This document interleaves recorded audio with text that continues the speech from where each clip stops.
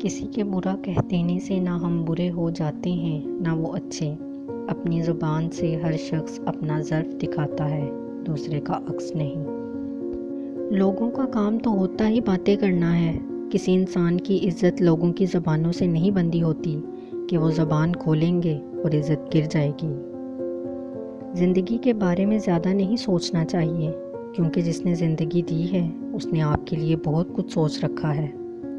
ہر انسان کو اس کے ماضی کے کسی ایک واقعے نے اتنا بدل دیا ہے کہ وہ کبھی بھی ویسا نہیں ہو سکتا جیسا وہ اس واقعے سے پہلے تھا۔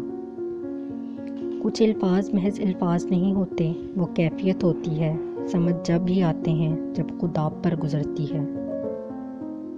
نہ انسان اپنی مرضی سے پیدا ہوا اور نہ اپنی مرضی سے مرے گا، پھر کیوں وہ اس کے بیچ کا وقت اپنی مرضی سے گزارنا چاہتا ہے؟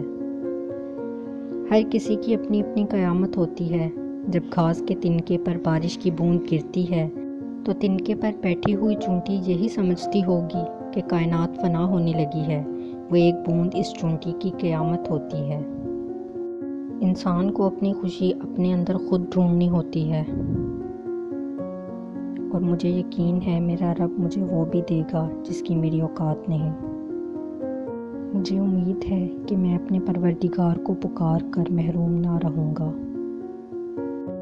انسان کے ہاتھ میں صرف کوشش کرنا ہے، کامیابی تو اللہ دیتا ہے۔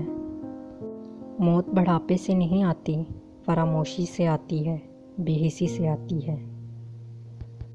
ماضی کے غم ہر ایک کو سنانے کے لیے نہیں ہوتے، محبوب کو سنانے کے لیے تو بالکل نہیں ہوتے۔ اس غم میں اللہ تعالیٰ نے آپ کو ڈالا تھا، اس غم سے اللہ تعالیٰ نے آپ کو نکال دیا ہے۔ یہ شکر کا وقت ہے، نہ کہ لکیر پیٹنے کا۔ اگر آپ بار بار ہر آئے گے کے سامنے اپنے رونے روتے رہیں گے تو آپ کبھی آگے نہیں بڑھ سکیں گے۔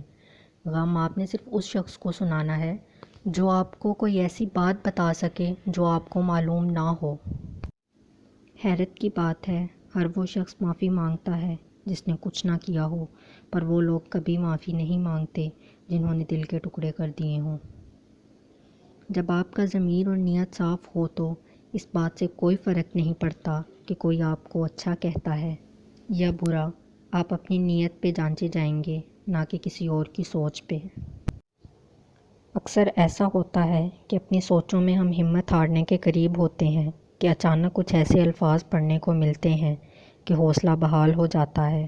یہ اللہ کی طرف سے ہوتا ہے، وہ ہمیں امید کی کرن تھما دیتا ہے۔